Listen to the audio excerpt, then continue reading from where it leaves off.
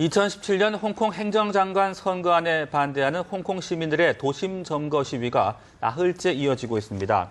중국 국경일 연휴를 맞아 시위 참가자가 늘어나면서 시위대의 점거 지역도 넓어지고 있어 긴장감이 높아지고 있습니다. 시위대 수백 명은 오늘 오전 국경일 국기 개항식이 거행된 완차의 골든 보이니아 광장으로 이동해 시위를 벌였다고 현지 매체가 보도했습니다. 시위대는 국기가 개항되는 동안 국기 개항대에서 등을 돌린 채 노란 리본을 묶은 손을 들어 X자 표시를 만드는 등 침묵 시위를 벌였지만 우려했던 경찰과의 충돌은 발생하지 않았습니다.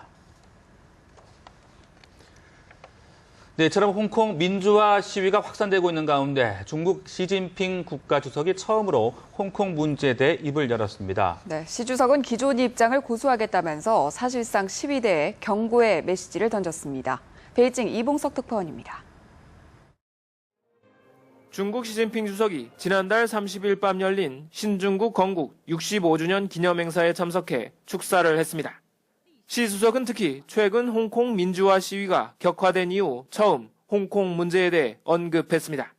시 주석은 중국 중앙정부는 흔들림 없이 일국 양제 방침과 홍콩 기본법을 관철해 홍콩의 장기적 번영과 안정을 수호할 것이라고 말했습니다. 시 주석이 말하는 일국 양제는 홍콩이 경제 분야에서는 고도의 자치를 누릴 수 있지만 정치적으로는 본토의 사회주의 체제를 따라야 한다는 뜻입니다.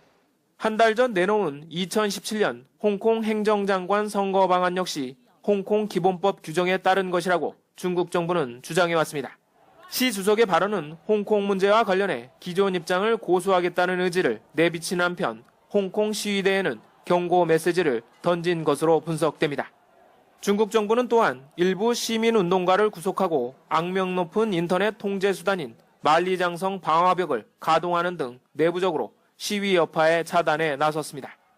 중국의 인터넷에서는 현재 홍콩 시위 관련 글이나 사진이 아예 검색되지 않습니다. 남부 장시성에서는 인민이 정부를 두려워하면 그것은 독재라고 쓰인 검은색 티셔츠를 입은 시민운동가 3명이 공안에 끌려간 것으로 전해졌습니다.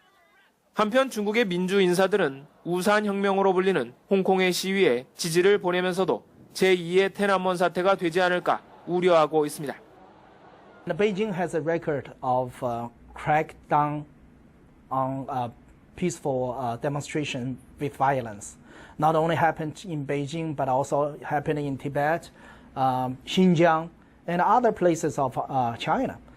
예년 같으면 휴일과 경축 분위기로 들떠있을 중국의 국경절이 홍콩 민주화 시위로 얼룩지고 있습니다. 베이징에서 뉴스와이 이봉석입니다.